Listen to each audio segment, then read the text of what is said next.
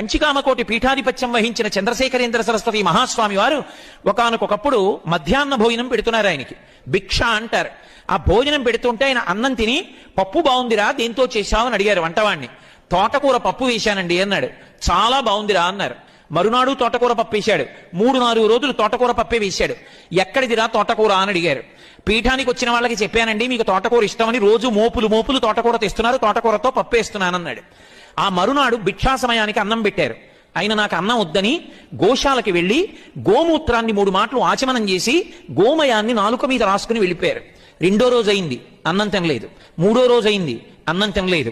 4వ రోజు అయింది, భిక్ష పెట్టడానికి భయపడ్డాడు వంటవాడు. 3 రోజుల నుంచి ఆయన తింటలేదు. ఏ తప్పు జరిగిందని శ్రీకార్యానికి చెప్పాడు. శ్రీకార్యం అంటే మఠం మేనేజర్. ఆయన వెళ్లి నమస్కారం పెట్టి, అయ్యా ఏదో తప్పు జరిగింది, 3 రోజులుగా మీరు భిక్ష తీసుకోవట్లేదు.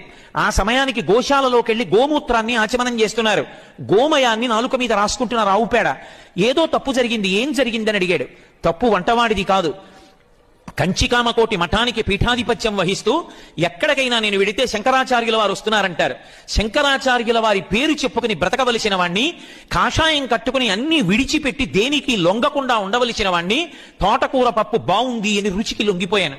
ఆ మాట అన్నాను కాబట్టి వాడు రోజు తోటకూర పప్పు పెడుతున్నాడు. ఏ నాలుక రుచికి లొంగిపోయిందో ఆ నాలుకతో రేపు పొద్దున్న శంకరాచార్యులు వారు వచ్చారని పూర్ణకుంభం పెడితే పూర్ణకుంభం మీద చెయ్యేసి సభలోకి వెళ్ళి కొన్ని వేల మందికి భక్తి జ్ఞాన వైరాగ్యముల గురించి నేనేం చెప్పను. కాషాయం కట్టుకుని రుచికి లొంగిపోయాను కనుక ఆ తప్పు జరిగినందుకు ఏ నాలుక రుచికి లొంగిందో ఆ నోటిని గోమూత్రంతో ఆచమనం చేసి గోమయంతో శుద్ధి చేశానన్నారు. మహానుభావుడు తరువాతి కాలంలో జీవితంలో ఇక ఆయన రుచికి లొంగలేదు. కమిట్మెంట్ అంటే కమిట్మెంటే.